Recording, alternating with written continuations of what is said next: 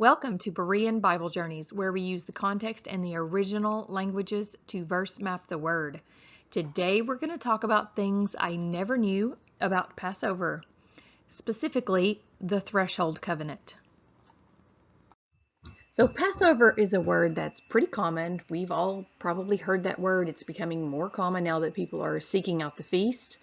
And I have discovered here that we are all using that word, and I don't think it means what we think it means.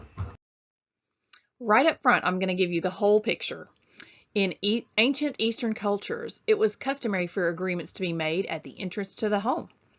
An animal was slaughtered at the door, and the blood was sprinkled across the threshold of the door. If the person considering the offer agrees, then they would have then stepped carefully over the blood on the threshold and into the home.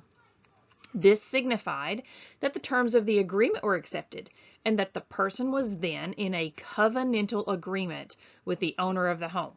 If the person was not in agreement or did not like the terms, they would step in the blood on the threshold and, in a sense, destroy the agreement. This was also done with adopting a new member of the family and in a marriage.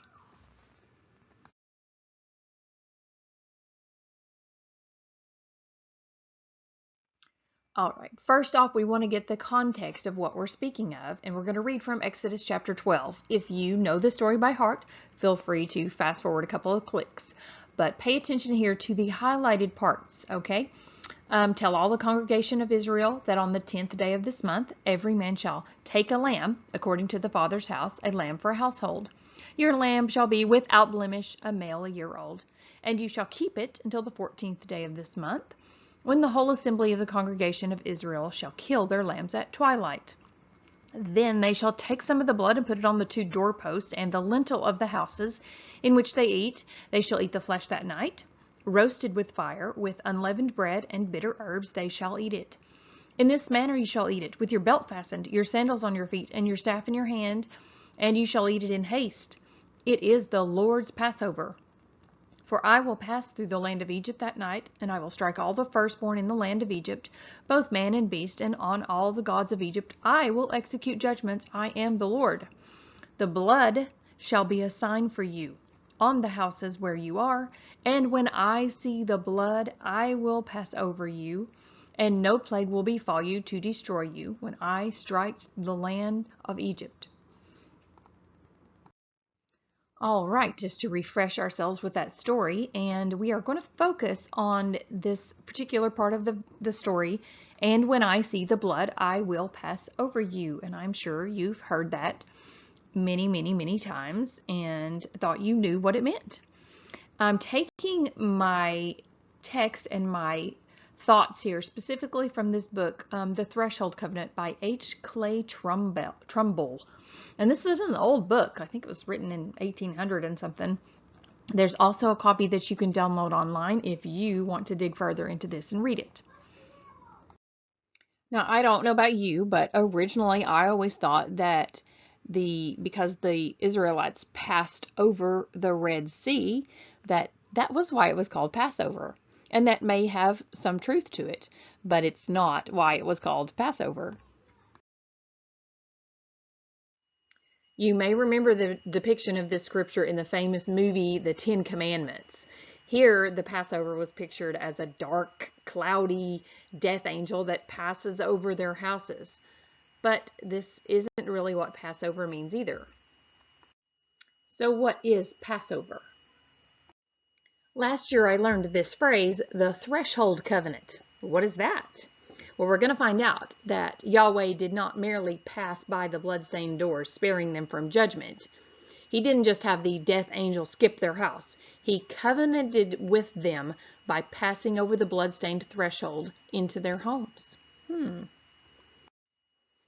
Let's dig a little deeper here. In the instructions by God himself, he says, and you shall take a bunch of hyssop and dip it in the blood that is in the basin, and strike the lintel and the two side posts with the blood that is in the basin. And none of you shall go out at the door of his house until morning. So we're going to look at that word basin. We're using Bible Hub here to verse map. If you are not sure how to do that, I will link some of my other videos that teach you how to do that. We were looking into the original language in this verse, and we see the word down there that is translated as basin, basop, number 5592. So we're going to look closely at that word. We see it's the Hebrew word kaf, or pronounced saf, a basin or a goblet. Now the other definition of this word saf is threshold or seal. And you'll see down there Strong's Exhaustive Concordance gives us basin, bowl, cup, doorpost, gate, post, threshold, from kafa in its original sense of containing, a vestibule as a limit, also a dish for holding blood or wine. Basin, bowl, cup, doorpost, gate, post, threshold. Just building on the original word meanings and building them into the story here, we see that it says, the blood shall be a sign for you on the houses where you are, and when I see the blood, I will pass, spring over, leap, or hop over. The word you there in parentheses is not in the original language, so it should actually just read, I will pass over. Look first at that phrase, it is the Lord's Passover. The Lord there is the divine name Yod-Heh-Vav-Heh. It is he, she, it, or himself. And Pesach is Passover, either the festival or the victim of the Passover. And it comes from the word pekhak, a primitive root that means to leap or hop over. So you have the phrase Yod-Heh-Vav-Heh, himself leaping over.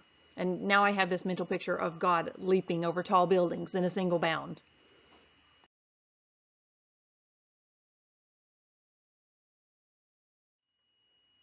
In 1997, they discovered this temple in Petra, Jordan, the Great Temple it's called.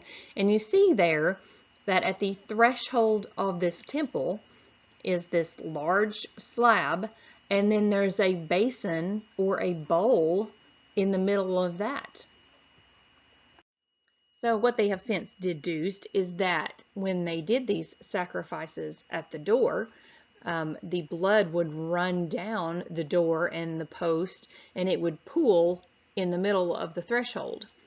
And sometimes there was a cup or a bowl carved there, either in the dirt or just in the slab of the threshold, where the blood would pool.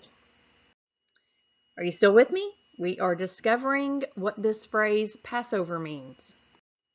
Remember, Yah told them to take the blood that was in the bowl or basin in that verse and splash it against the lintel and the doorposts. So that word translated as basin is a vestibule or a limit. Vestibule is a word we don't use very much. I looked it up. It means a passage, a hall, an antechamber between the outer door and the interior parts of the house. So it's a threshold. The word saf occurs many times in the Old Testament text, and in 9 cases out of 10, it is translated threshold or door or doorpost or something like that. In this one verse, it got translated as basin. In Assyrian, the word sipu is from the same root as the Hebrew saf, and it means only threshold. It is never translated as basin or cup. For more confirmation on the meaning of this word, in Babylonian, the word sapu means to pray and is originally the verb formed from the noun, which means a threshold. The first sense of the word meaning to sacrifice, because this was done at the threshold. Also, get this, the translators of the Septuagint, those were the Hebrews that translated the Old Testament into Greek. They had been living in Egypt and were familiar with the customs of the land, and they also translated this Hebrew word saf as simply door. We're going to keep peeling back these layers until we get to the bottom of this word. In other historical documentation, like in the story of Exodus, Jerome, with his understanding of Oriental life, he gives the word lemon for saf. Lemon means threshold in Latin. This is where we get our word liminal, or being in a state of liminality, a transitional phase between one point to another, a rite of passage. Philo Judaeus speaks of the Jewish Passover as the feast diabateria. Diabateria are offerings before crossing a border or threshold sacrifices. Rabbi Ishmael stated, one dug a hole in the earthen threshold and slaughtered into that.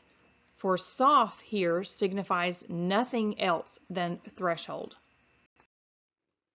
So like me, you may be beginning to see here that this word Passover was really about a threshold sacrifice that was done at the door. And because this was an ancient custom, the Hebrews would have known all about this and would have known exactly what that meant. So here's what the scriptures are talking about.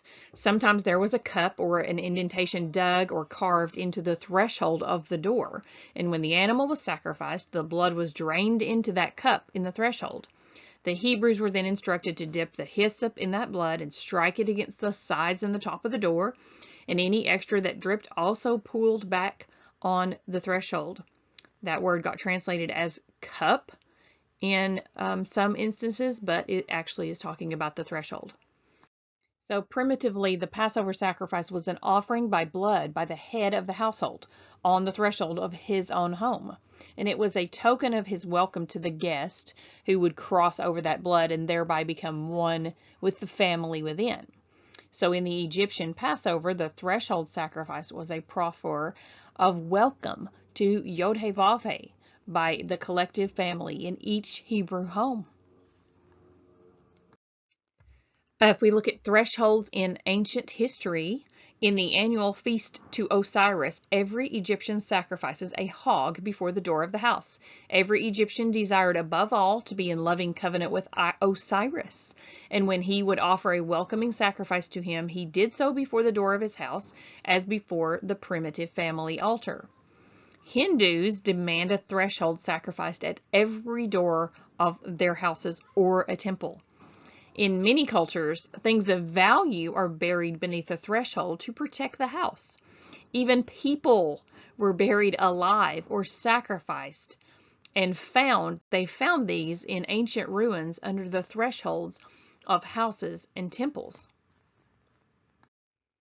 In more recent history, to step over or across the blood or its substitute, which you could substitute it with bread or salt or wine, on the doorsill is to accept or ratify the proffered covenant. But to step on the blood or the symbol of the covenant is to show contempt for the host who offers it. Many Pennsylvanians are unwilling to cross for the first time the threshold of a new home without carrying salt and a Bible.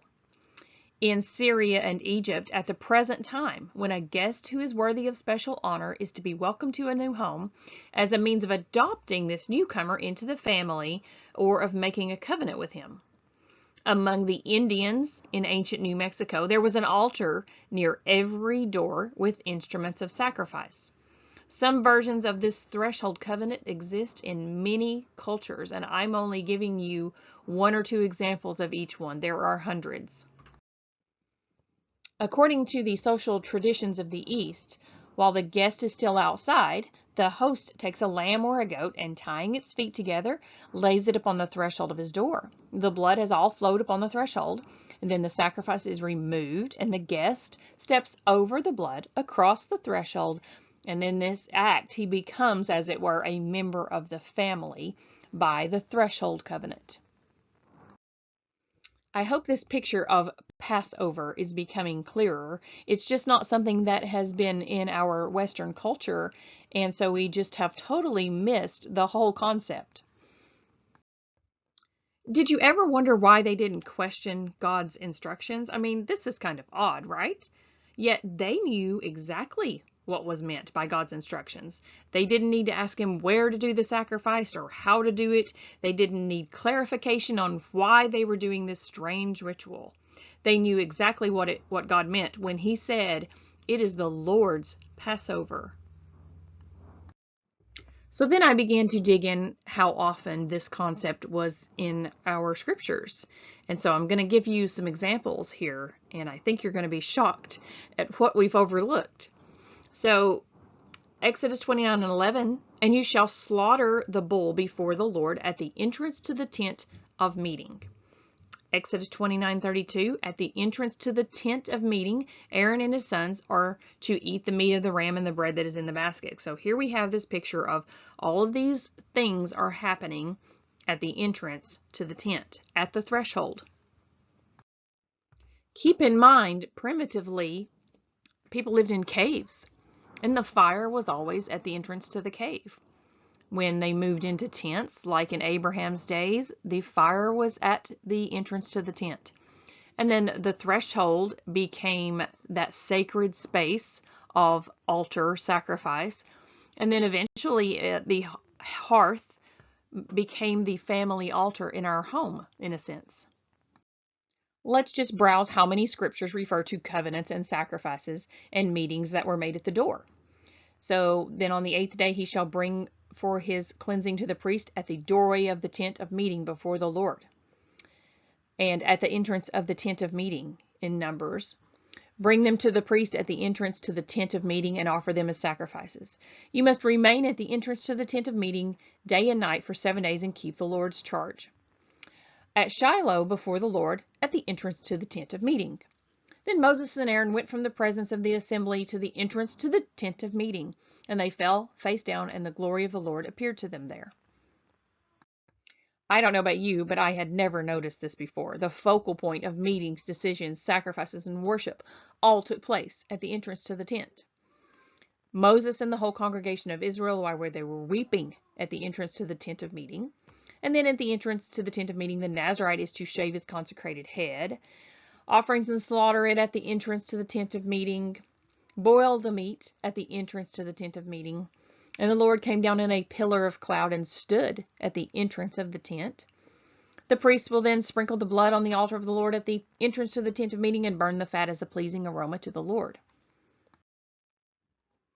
He must bring it to the entrance to the tent of meeting for its acceptance before the Lord. Put some of the blood on the horns of the altar that is before the Lord in the tent of meeting.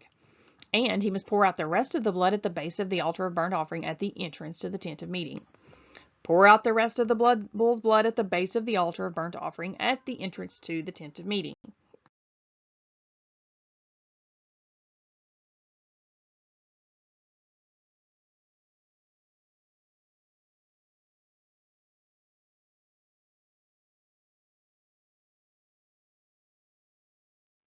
Going on here, the women who served at the entrance to the tent of meeting.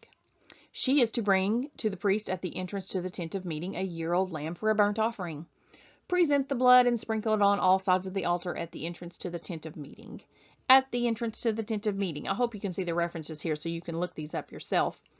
He placed the altar of burnt offering near the entrance to the tabernacle. Then the Lord appeared at the tent in a pillar of cloud, and the cloud stood over the entrance to the tent. You see, all these sacrifices and offerings were done at the entrance of the tent of meeting, so the altar was essentially at the threshold. I never connected the cloud that was Yod-Heh-Vav-Heh standing over the entrance of the tent. The Shekinah glory in the wilderness appeared at the threshold. Every picture I found shows the cloud drawn at the back of the tabernacle. I guess over the Holy of Holies they were thinking. But the altar of burnt offerings was always at the door or before the threshold of the holy place, and that's where his presence came down. Those who came with sacrifices must stop at the threshold and proffer the blood of their offering to the priest, who then reverently poured it out at the altar's threshold base. You may remember the story of the Philistines when they took the ark of God and they brought it into the house of the god Dagon and set it up beside him. Well, it fell over and they put it back up. And then it says, but when they got up early the next morning, there was Dagon fallen on his face before the ark of the Lord with his head and his hands broken off and lying on the threshold. Only the torso remained. That is why to this day the priest of Dagon and all who enter the temple of Dagon in Ashdod do not step on the threshold. So because this happened to their god, they leap over and don't step on the threshold, it says. Ironically enough, it was the temple of Dagon that Samson destroyed when he pushed the pillars out from under the whole thing. And there was a prophecy from Zephaniah 1 and 9 that said, "On that day I will punish all who avoid stepping on the threshold, who fill the temple of their gods with violence and deceit." So he was speaking of these Philistines, those that from then on wouldn't step on the threshold. In Ezekiel's vision, we see that then the glory of the Lord rose from above the cherubim and moved to the threshold of the temple, and the cloud filled the temple, and the court was full of the radiance of the glory of the Lord. And then later on, in verse 18, it says, "Then the glory of the Lord departed from off the threshold of the house and stood over the cherubims." So we have him coming in over the threshold and then departing from the threshold. This is from Ezekiel's vision of the future temple in Jerusalem, where it says water would issue from below the threshold. And look at this. Amazingly, this very river was recently discovered in Jerusalem that flowed out from under the threshold.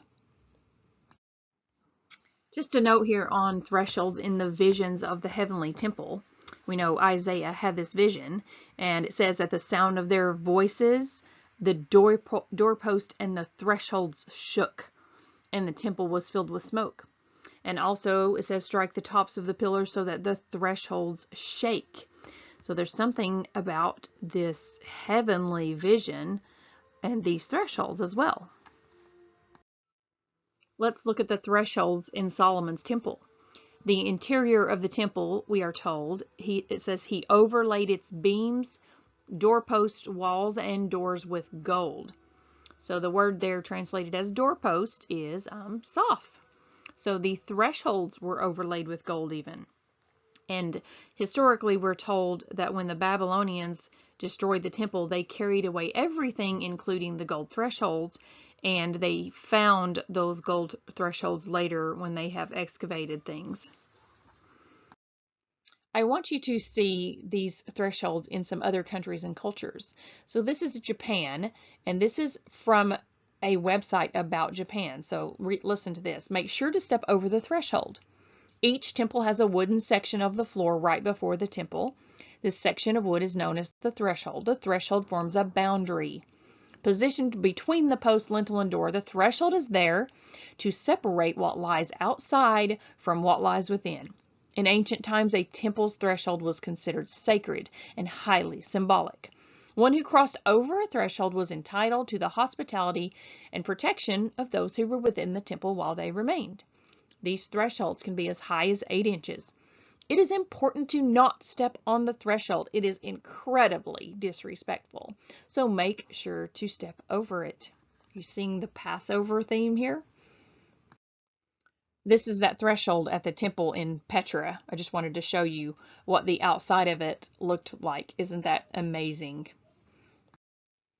This is in Thailand. That is a gold threshold right there. You see the ornate looking gold. That is a Thailand temple. This is a Buddhist temple. I won't try to say that name. See, this temple is out front, more like a gate. The threshold, remember, is the point between the outside and the inside, the liminal space or the transition space. If you visit a Buddhism temple as a guest or a tourist, you're going to get some instructions on do not step on the threshold. In Japanese, they have a saying, I can't pronounce it, that means threshold is high, or it means you've got a difficult problem to overcome.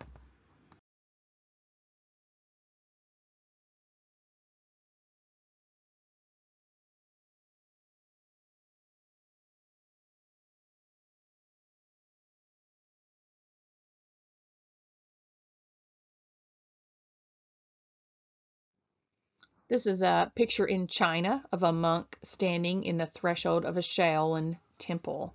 You see how high that threshold is. It comes all the way up to his knees. This is the Emerald Threshold in the Angkor Wat Temple Complex in Cambodia. Look at that. Looks like there's several. This is in Bangkok, and you can see the instructions there. Take off your shoes, please. Please don't sit or step on the threshold of a temple or a house in Thailand. This group was unfortunate enough to be photographed sitting on the threshold. The ultimate no-no. Granted, just like us, they know nothing probably of thresholds and the centuries-old sacredness of the covenants made by crossing it. Thresholds have also been discovered in the most ancient of temples. Here is the temple at Malta that they discovered. And the quote says, "The buildings we call temples do appear to be places for the practice of religious beliefs. There is evidence of animal sacrifice or ritual feasting." This is in that same area, the temple at Malta. It says, "A dark band snakes across the stone threshold of the South Temple. What makes it very significant is that the temple builders carefully chose and cut this threshold slab to achieve this effect, almost certainly intended to give greater importance to the doorway and to heighten the symbolic significance of crossing this threshold." Wow. This is a second temple in that area. It says a threshold stone is set between the first two uprights of the passage. This stone was obviously specially selected as it bears a sinuous vein of crystalline material running along its entire length. Another section of the temple at Malta. This quote down here is from the article. It says the threshold refers to the stone or stones at the bottom of a door frame or doorway. This threshold is an ancient example from a structure at Alahakyok in Turkey. By watching the gate threshold, these two eunuchs were guarding the entrance to the palace. And that comes from that verse up there from Esther.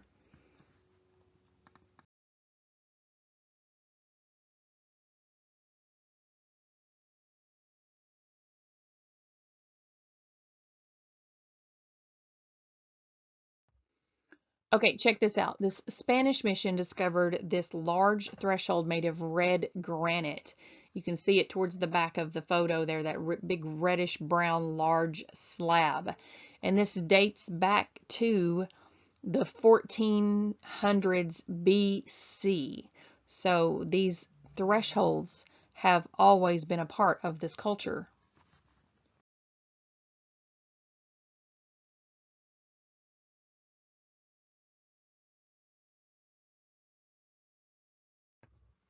This is a 3,000-year-old temple in Syria. It says the thresholds of the doorways into the antecella and the cella contain a unique decoration that consists of two footprints carved into the exterior threshold and a single footprint on each of the two interior thresholds. Archaeologists tell us that the oldest temple discovered in Egypt is little more than a doorway with an altar at its threshold. And this is a picture over here of the Medum pyramid. And you can see it's two large, like, obelisks on the sides, and then there's that huge slab of a threshold in the middle. This shows a marble threshold of the Roman period temple, and it is in Macedonia. This is the holiest place, it says, in the Yazidi religion, tucked away in the valley of Lalish. This is at the edge of Nineveh. The word Yazidi means the servant of the Creator. And you can see the close-up there of the threshold. Oh, look, it has like a soph or a cup in it. Okay, now look at this. This is a Russian Orthodox church. It's next door to the Church of the Holy Sepulchre. So some of you that have been to Israel, I would like to know if you have ever seen this, because it's kind of in this little obscure place next to the Holy Sepulchre. But they have in there this threshold stone. You see it there, it's encased in a glass box. And it says, particular attention focused on the discovery of a gate threshold believed by the excavators to belong to the judgment gate by which Jesus left the city on the way to the hill of Calvary. So they have this threshold there that they believe Jesus crossed over on the way to Calvary. Now this is kind of an aside, but in certain cultures they have a thing called the door of the dead. Whereas the dead body, if someone dies in the house, they are not allowed to carry the dead body over the threshold. and out of the house. Like in India, for example, it says they have to put the dead body out through a window, or they'll even tear a wall in the house to remove the body. In Alaska, a dying one is hastily removed from his couch and put out of doors so as not to have a corpse pass over the threshold. In Italy, there is a side wall. See that little side wall on these doors? That is for the removal of the dead body. And in Korea, there is the gate of the dead, through which a body can be carried out. It's just interesting, in Western cultures, we have completely missed this reference to passing over the threshold because we are unfamiliar with the sacredness it holds in Eastern cultures. Just one more thing to note, the thresholds in the earliest Greek literature. This is from the Odyssey, Book 7. And he talks here, he pondered much as he paused a while before reaching the threshold of bronze. So this was obviously a known thing, these huge thresholds. So this is what most of us are used to seeing now, this threshold. But it's still the line you cross from outside your home to inside your home. It's the crossing over. When you enter, you are a part of that household and you are a welcome guest. This is why God's people were instructed to write his commandments on the doorpost of their house and on their gates. They call them mezuzahs. In this way, we sanctify the space within. We consecrate it to God. Now, this makes total sense now to why the brides are carried over the threshold. It says, according to the legend that one source found, a bride is susceptible to evil spirits that are said to linger at the doorway of a home and can enter through the soles of her feet. By carrying her into the home for the first time, the groom protects his bride from any bad luck or ill will that could impact their marriage. In Western culture, we've seen this. It's usually in the movies that the bride is carried over the threshold. In the Hindu, it is specifically declared that a bride on entering her husband's home shall step across the threshold and not up on it. Cross the threshold with the right foot first. Do not stand on the threshold. This is where we get the phrase, put your best foot forward or put your right foot forward. Similar customs abound in almost every culture. Albania, Madagascar, Syria, Egypt, Abyssinia, West Africa, Assyria, Orissa, Tatars, Eskimos, ancient Greece, and Rome. Either the bride steps across the threshold or is carried. In unchanging China, the use of fire on the threshold altar in connection with the marriage ceremony is continued to present day. Check this out. In Arabic, one of the meanings of the term threshold is a wife. Of course it is. This was a part of the ancient Roman customs that after the ceremony was over, the groom carried his bride through the threshold. So you see, this is about covenant. Passing over the threshold is an act of entering into covenant with someone.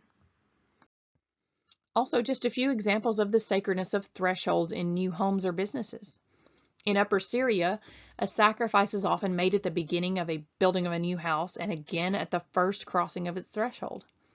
Among the Medawila, the owner will not reside in the house until a black hen has been slaughtered within the door. Among the Copts of Egypt, within the threshold of a new house is laid, the owner slaughters a sheep or a goat on the threshold and steps over the blood as if in covenant for himself and his household with God. And then he divides the sacrifice among his neighbors, and they in turn come and step across the blood on the threshold, invoking as they do a blessing on the new house and its owner while coming into covenant with him. In the West, this has been mellowed out to a simple ribbon cutting ceremony. But notice, the ribbon is always red. When bones or pots presumably once containing food or drink are found under the foundations of Roman sites in Britain, they are interpreted as ritual offerings to bring luck to a new building. Other examples come from Anglo-Saxon sites, both before and after the conversion, and the series continues into medieval and early modern times with sporadic finds of animal skulls and bones under doorways, in boundary ditches built into walls and under bridges. So now, what would be the opposite of the threshold? What if the second party didn't want to enter into the covenant? The blood has been spilled. The invitation has been sent. If someone didn't want to partake of the covenant, they would step on the blood to show their disregard. The author of Hebrews speaks of this. He says, "How much more severely do you think someone deserves to be punished who has trampled the Son of God underfoot, who has treated as an unholy thing the blood of the covenant that sanctified them, and who has insulted the Spirit of grace?"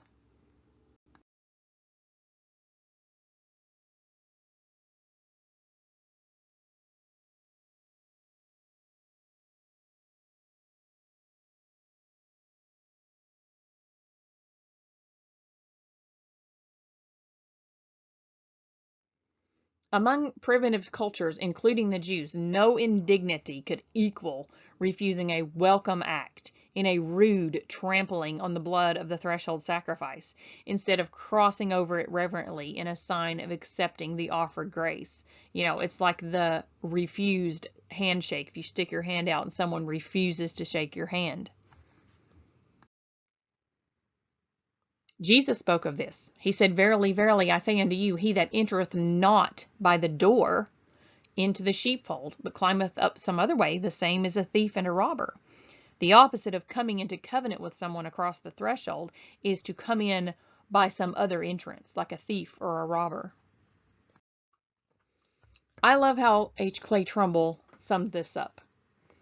He says, "He took what they were familiar with in the natural and gave it added depth and spiritual significance. He emphasized the meaning and sacredness of a rite already familiar to Orientals. Long before that day, a covenant welcome was given to a guest who was to become as one of the family, or to a bride or a bridegroom in marriage, by the outpouring of blood on the threshold of the door, and by staining the doorway itself with the blood of the covenant. And now Jehovah announced that he was to visit Egypt on a designated night, and that those who would welcome him should prepare a threshold covenant or a Passover sacrifice as a proof of that welcome. For where no such welcome was made ready for him by a family, he must count the household as an enemy." In announcing this desire for a welcoming sacrifice by the Hebrews, God spoke of it as the Lord's Yod-Heh-Vav-Heh's Passover, as if the Passover rite was a familiar one, which was now to be observed as a welcome to Jehovah.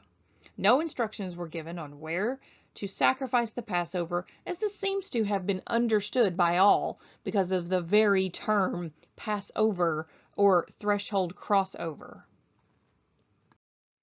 Now remember, when you're studying this out in the New Testament, the Hebrews had translated the Hebrew word for threshold as simply door, that word thyros, otherwise translated as threshold. So I was sitting in a resurrection service last week thinking about how to wrap up this study, and they were singing "Worthy is the Lamb." And I was thinking, absolutely worthy is the Lamb, Jesus, Yeshua, the ultimate Passover sacrifice of all time. He was slain as the Passover lamb from the foundation of the world. This threshold covenant was always in God's plan. But I questioned, "But Lord, I know you are the Passover lamb, but you weren't necessarily sacrificed at the door." And he said to me, "I am the door." It was so clear and audible, and that hit me so hard. He is the door, he is the threshold, and no man comes to the Father but by the Passover threshold sacrifice. And now when I read, "Behold, I stand at the door and knock," it means so much more. Friends, he is at the threshold of your heart, asking to pass over and into relationship with you. Knock, knock. And Matthew 24:33 says, "Friends, so you too, when you see all these things, recognize that he is near, right at the door." Revelation 3:8 says, "Behold, I have put before you an open door, which no one can shut." The invitation is there. No one can refuse it but you, and no one can accept it but you. As always, God has amazed me once again. I hope I have gotten your mind turning and thinking, and that you dig further into this. Here are a couple of afterthoughts that I had. The instructions on how to become a bondservant, now set in a cultural context, Makes so much more sense. Remember, the master has to bring him before God, and there at the door or the doorpost, his master is to pierce his ear with an awl, and the man will be his slave for life. And the original pictographic meaning of the word for bondservant means to experience or see the house or the door. This one is a very familiar prophetic verse, never made much sense to me until now. Zechariah 12:2-3, Behold, I will make Jerusalem a cup of trembling unto all the people round about, when they shall be in the siege, both against Judah and against Jerusalem. Well, just so happens that the word there, cup, is the Hebrew word soph. So, and trembling there means staggering, drunkenness, or reeling. So you see the different translations. I will make Jerusalem like an intoxicating drink that will make nearby nations stagger. Okay. Aramaic Bible says, I will make Jerusalem the gate of quaking. Brenton's Septuagint says, I will make Jerusalem as trembling doorposts. And the CEV says, Jerusalem will become a bowl of wine. Dewey Rhymes says, I will make Jerusalem a lintel of surfeiting. With our newfound understanding, we can see that it probably should translate, Behold, I will make Jerusalem a threshold of staggering. So the picture here is that the besiegers are staggering as they come against the threshold or the border or the boundary stone that the Lord established. That makes so much more sense. This is another rabbit trail that I haven't gone completely down, but threshold and foundation are terms that are used interchangeably in primitive life. Hence, the foundation stone of any house or other structure was sacred as the threshold of that building. In early Babylonia, the inscriptions and invocations and deposits were at the threshold, and later, under the four corners of the building. It would seem that the cornerstone was recognized as the beginning or the limit or the threshold of the building. Possibly the modern ceremonies at the laying of the cornerstone are a primitive sacredness of a threshold laying. Of course, this is probably maybe the premise behind Jesus Christ being called the chief cornerstone. Maybe he's the chief threshold. And just for a bring it home reference, this is the famous picture of George Washington dedicating the chief cornerstone of the U.S. Capitol building. And look, over to the right, they brought offerings of wine and corn and oil. I love this verse from Psalms 84:10. Better is one day in your courts than 1,000 elsewhere. I would rather be a doorkeeper in the house of my God than dwell in the tents of the wicked. Doorkeeper here is safa from soph or threshold, meaning to guard the threshold. So you could just go on all kinds of rabbit trails about guarding his word or guarding his commandments and guarding the threshold and what all that means. Now we've learned all about how this is about covenant. And check this out. The second definition of Pesach, which is where we get the word Passover, is the verb to limp. The second definition is limp or dislocated, as in Jacob's hip was dislocated after he wrestled with the angel and his name was changed to Israel. The sun rose above him as he passed by Peniel and he was limping because of his hip. And then later, Jacob, when he was dying, blessed each of Joseph's sons and worshipped as he leaned on the top of his staff. So limp being from the same word as Passover.